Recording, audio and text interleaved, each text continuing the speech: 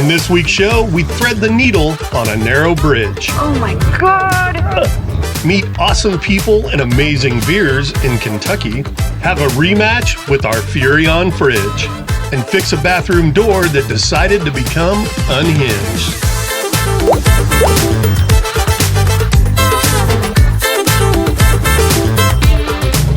So I was just mentioning to Tony Tal that this country, driving through it, never ceases to amaze me.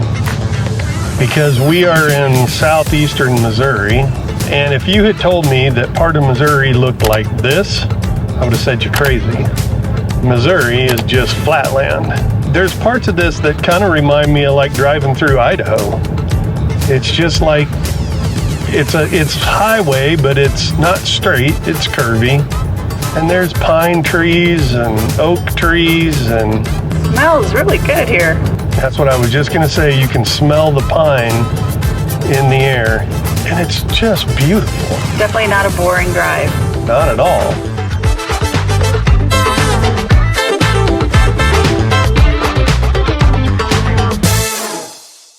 Well, good morning, kids. Good morning, Gracie girl. We are leaving Hinton RV Park. And what the heck was the name of this town? Slideston? Something like that. In eastern Missouri, almost to the Kentucky border. RV Park was a nice little overnight park. It had full hookups. We got dinner at Burger King, had a beer, went to bed. Exciting RV life. Right? Tony Tal's having more excitement right now, just trying to find our GPS coordinates. Well, because I think your app just updated, so you know, hey. Oh. Because timing is always everything. All right, well, we're going to wait for an app to update, put in the directions, get the hell out of here. Today's about a 5.5 hour drive, so it's a longer drive than we usually do, but we will be over by Lexington, Kentucky? Yes. Over by Lexington, Kentucky for one night. Or a night. All right, RV Life says let's go, so we're going. As we left the Hinton RV Park in Sikeston, Missouri, things were going great. That is until we came around the corner and saw this bridge. To say it was narrow is an understatement. Ooh, that's a nice narrow bridge. Oh my God. Oh, fudge. Oh, fudge. Oh my God. Oh my God. This is not fun. No. Why would RV Life take us on this? That's an old bridge. Old narrow bridge. Jeez Louise. One narrow bridge down, and we survived. So we're done, right? Wrong. Oh my God. For 5 miles. This one looks a little wider. 20. Speed limit is 20, dude. So it's like we're the Mississippi and the Ohio. It's the confluence. I guess. And the barge is over here. Just look forward. We've been spending a lot of money on infrastructure. We've been spending a lot of money on infrastructure. We've been spending a lot of money on infrastructure. Not on this bridge, they ain't. There's a lot of rust on this one. My God, how? RV Life. It's RV safe route. Just don't put your arms out the window.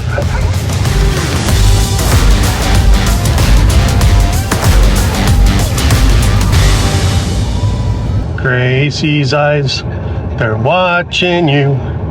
They see your every move. That's what Gracie does when we're driving. She just stares at us. It's kind of weird. She makes it weird. Why, hello, Tony Tal. Well, hello, Michael Tal. Let me throw the blanket in the back seat. What's the plan here? It took so long, but Barry from Florida is very talkative. Oh, Barry had stories to tell? Barry, yes. All right, where are we Barry's going? on his way to Manitoba. Oh, He's the guy from Florida that was just in front of you. he's Florida going to Manitoba. And Mitzi, who checked us in, is originally from San Diego. Oh, is she? Yeah. Nice. We All right, are where here. are we going? We're going to go around this blue Impala. Uh-huh. And then we're going to kind of hit this back road that goes because we're right over here. Oh, okay. We're in Site 24. It's the first pull-through site. Oh, we're in a pull-through. Ooh, fancy. Oh, my goodness. We're fancy schmancy this time. We got a pull-through. Yeah. All right, well, let's go pull through. The next day, we ventured over to Russell, Kentucky, where we hung out at Eridanus Brewing. It was housed in an old train station and was a small batch heaven.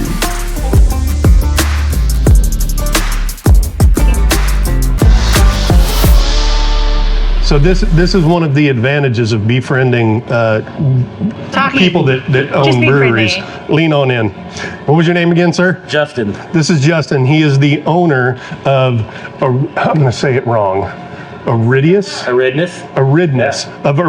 Brewing in Russell, Kentucky. Now this is a red IPA, but there is a story behind the naming of this red IPA. That story is. So I'm a lifelong Los Angeles Dodgers fan, and I knew I had to do something after they won the World Series, so we named it Freeman's Grand Slam Imperial Red IPA. We named it after Freddie Freeman and his Game 1 heroics against the Yankees. So we canned a bunch of it, and we've had some stockpiled back in the brew house, and we just brought a can out to open and share. So. And as y'all know, we're from San Diego, so to drink a Dodger beer, I don't know. That's a tough call. Maybe we cheer to Danny. Let's do that. So we're gonna cheers to our friend Danny Kalisher, who is a diehard Dodgers fan. So here's to Danny. Cheers to Danny. Let's see what this thing tastes like. Oh wow! Damn, that's good. I have to say, I like the Dodger beer. It doesn't have like the grassy, piney IPA thing going. No, so a lot of the with the red. So it's basically almost a red ale. Then we added hops to it and kind of made it more of an IPA. So it drinks more like the red. Yeah. We used hops that the hops we used didn't really pull through with it. And I'm not a huge IPA fan, especially West Coast IPAs, but this is spot on. We have an October can steamer, so it's truly a labor of love because we do one can at a time, and those have been, we canned those probably in September, so they've held up well because that's one of the reasons why we kept them, is because we keep doing quality control on them. We want to see how long the cans are lasting. But yeah, every now and then on a brew day we'll crack one open to taste it.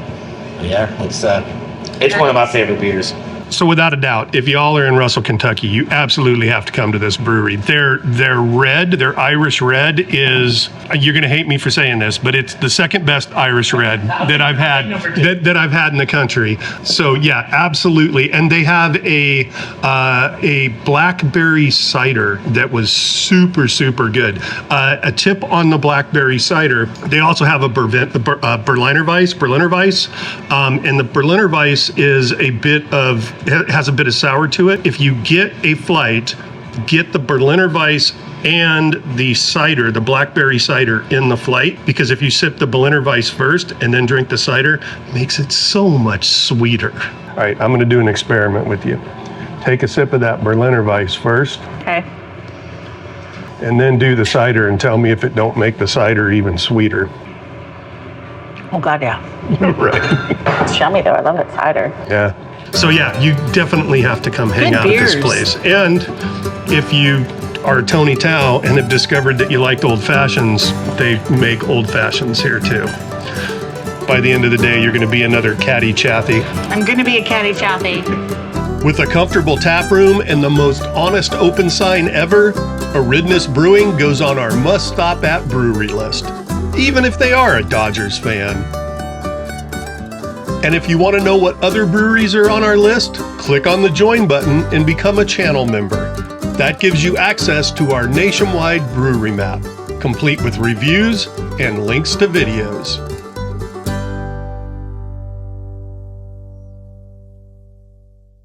Well, good morning, Tony Tao. What'd you think of the Huntington Ashland area? It's lovely. It is. It's beautiful. I would love to be back here in the fall and see all the leaves changing. We got to visit with Eddie and Blue. We did get to visit with Eddie and Blue. Eddie is the son of a good friend of mine who I've known since junior high school. He's a good friend of Mikey and Danielle's. And we hadn't seen him in years, and he pinged us. And so we kind of made it a special trip to come down here.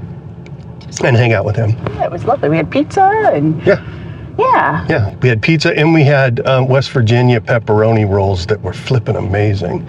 We still got a couple of them in the fridge. Hopefully they'll stay cold because fridge update. Fridge is not doing well. Yesterday, the freezer and the fridge started not fridging again. So it's definitely not running like it should. I think we probably need to do another hard reset on it. But we're traveling hard the next 2 days. Yeah, for the next 2 days, we're traveling hard. We're like 7 hours a day.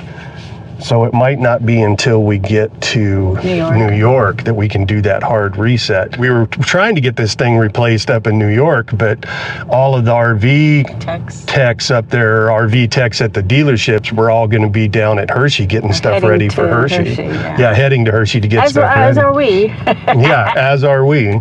Eventually. So we won't be able to get it replaced until we get into North Carolina, which is the middle of September. So I don't know. We may be living out of a cooler for a couple of weeks if we can't keep this thing limping along. Your yammering has put the dog to sleep. Yeah, I know. Okay, we're going to get the hell out of here because I'm turning our 7-hour day into an 8-hour day by yapping. All right, we'll see you guys on the road. We left Kentucky and drove through West Virginia to our overnight at Prince Gallatin State Park outside Patton, Pennsylvania. Yeah, this is actually a fairly straight back. Right? There's plenty of room. This got sewer too. I didn't know I had all this. Okay, now kick it towards the passenger. Beautiful. Oh yeah, that's so lovely. There's nothing overhead, right? God, no, nothing at all. We lucked out. Oh, so we will actually get Starlink. Yeah. Keep coming. Okay, I would slow down just because I want to watch where the back things are. Where the back levers come in. Yeah, keep coming. Get about 4 feet. Right there's as far as you can go. Right. Check level. Holy smokes, Tony Tao just gave me what I think is good news. She said she thinks the freezer's starting to freeze things back up. Did it fix itself? That would be swell if it did. Hold on, let me look. More frozen than they were. It's 36. It's still keeping things cold, but it's not freezing them. Let's see what we got in the refrigerator. Refrigerator's 41. So the plan on the fridge then is we're gonna leave it as is. The freezer's not completely freezing things, but it's keeping them cold enough. So the plan is we're not going to do a hard reset until we get up to New York, which is tomorrow, because we're there for a few days. Anyways, I'm going to go fuel the truck, get some beer. It's probably going to take me about 20 minutes to do that because it's a little ways down the road. Yeah. Prince Gallitzin State Park was another great stay. We camped next to a lovely lake where they had boat rentals available, both pontoon boats and kayaks. The next morning, we were back on the road for the last of our long drive days. We landed at Lakeside State Park in Waterport, New York. We headed to our assigned site and discovered there was a problem. With a narrow road and a culvert on each side of the site, it was difficult to back in. Child, I don't think you're going to be able to do this. Why do you say that? Because I'm going to go off the other side. Yep. All right, hop. Turn it so hard. All right, hop on in. We're going to see if we can switch to 36. Okay. Grab the camera. Don't forget the camera. In this case, they moved us a couple of sites down, which was an easier back in. The site was also larger and with only one neighboring site. And it was walking distance to Lake Ontario.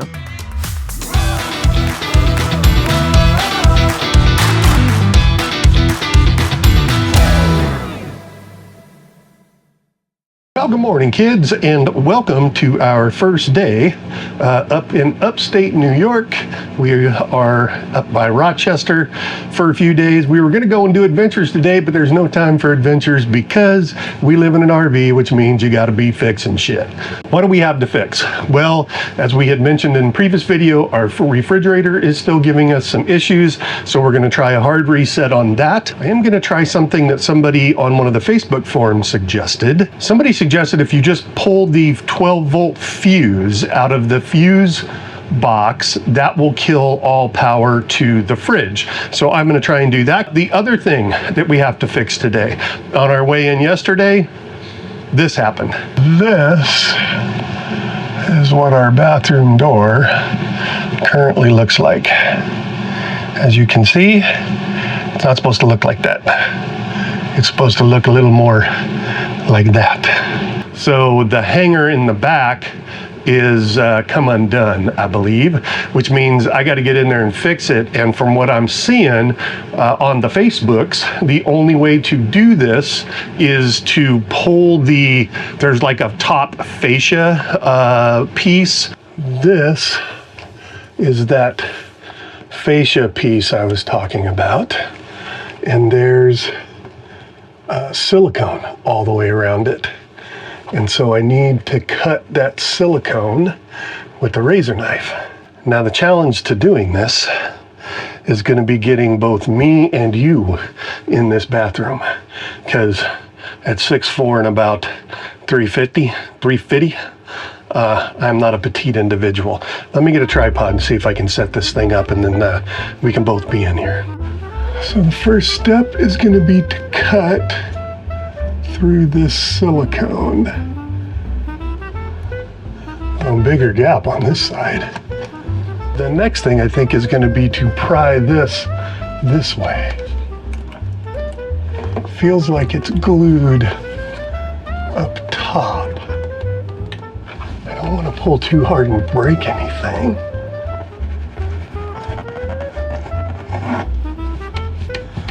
That got it looser. I feel like a surgeon.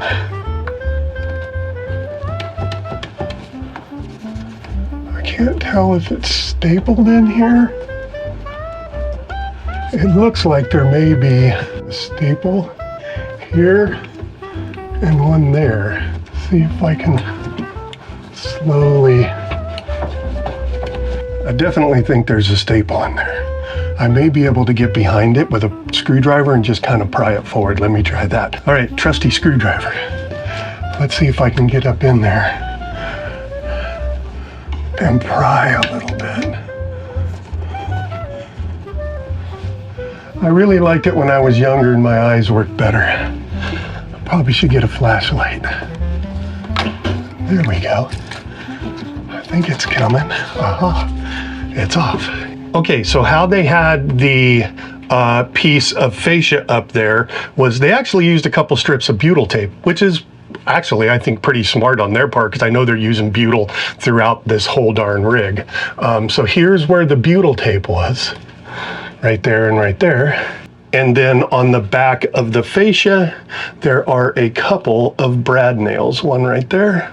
I don't know if it'll focus that close, and one right there. Now, as for the slider hardware, I can see exactly what happened. See how this one's in? That one's out, and it looks like it just slides. It slides into here, and then there, God, it's so tight to get in there. There's a little clamp that clamps down on it and holds it. And it actually looks like this one is starting to work its way off as well. So I'm gonna see if I can get a pair of needle nose up in there and kind of pull that one down too. So the first thing I'm gonna do is get this latch back up in there. So if I pull up and then slide that back, see if I can get it to snap in. What is holding it? There it goes. I just had to lift it up a little bit further.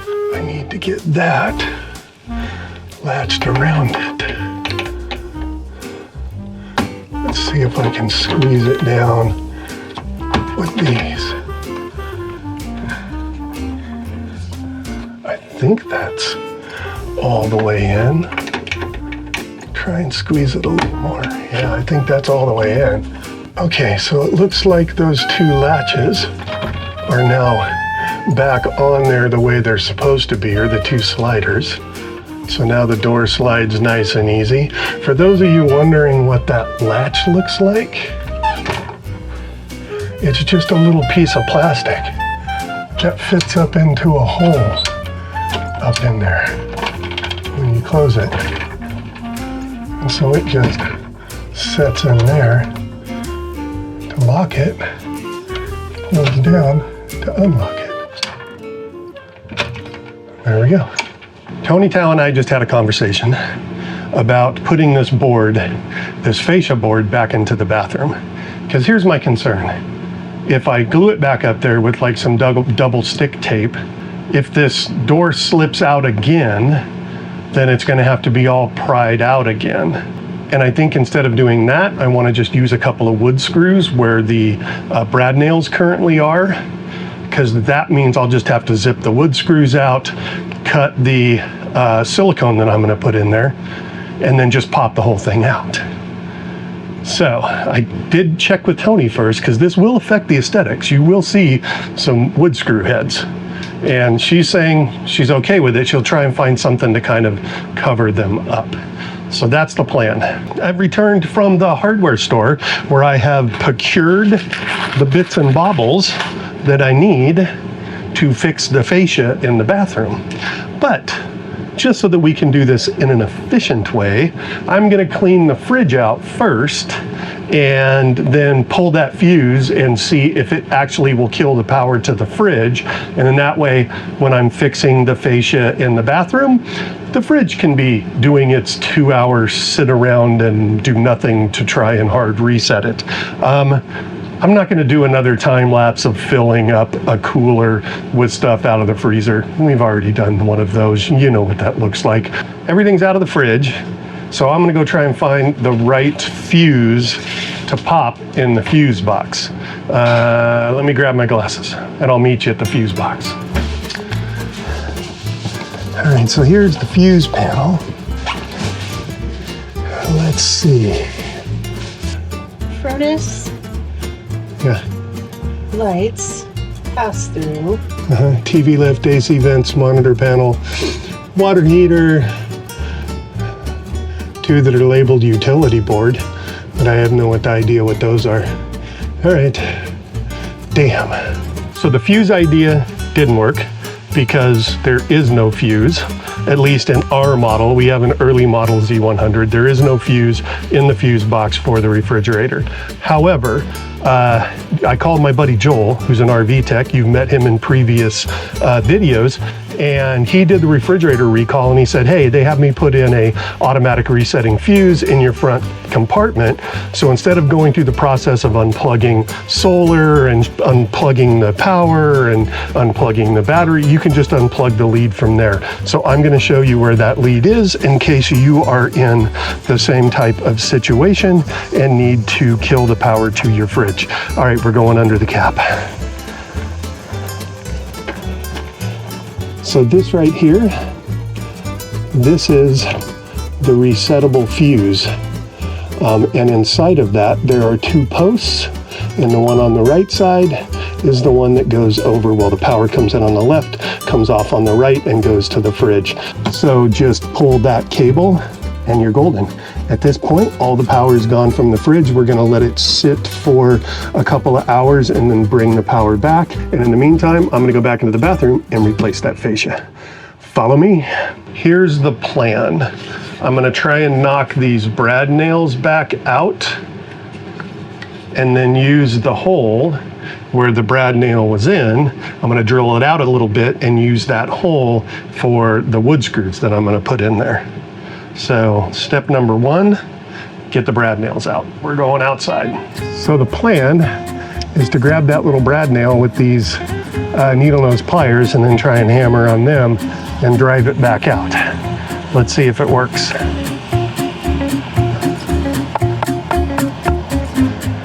Come on out of there. Aha, one brad nail out.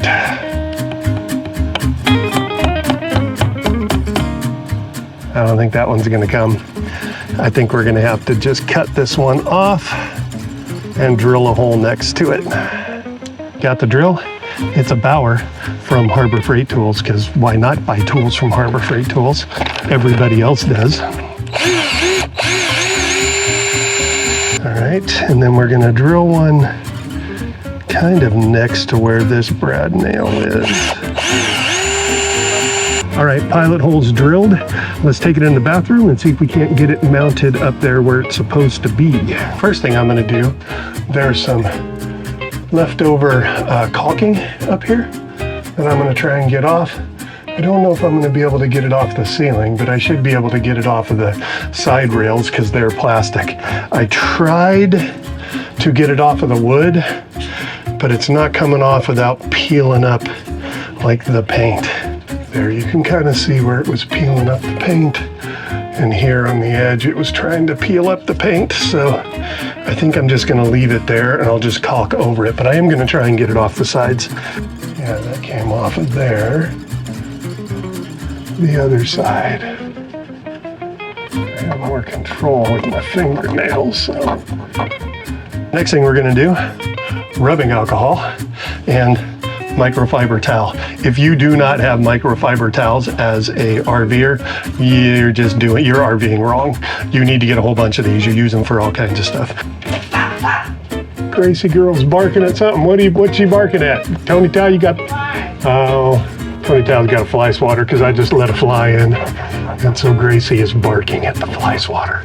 All right, so we're gonna go straight up in like we were. Put it down there.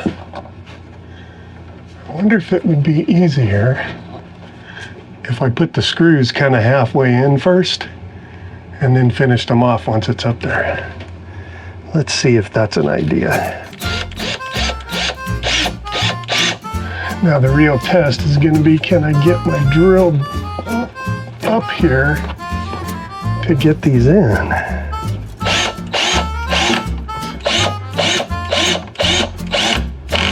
Both of the screws are in.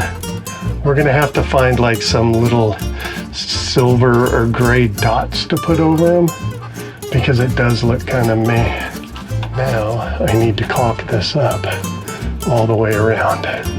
For those of you that don't know, a lot of times your silicone gun has a cutter to cut the tube off of or the top off of your silicone. Insert it into the hole there and just cut it. Yeah, perfect. And then this one also has a little poker, so you can poke down in there and open it up. So the trick to doing silicone, or at least what I was taught, is get a spray bottle and fill it with Dawn dish soap and water. And that'll make your finger nice and slippery so you can slide it along the caulking. We're just gonna hit it with a little soapy water. Hit our finger with a little soapy water.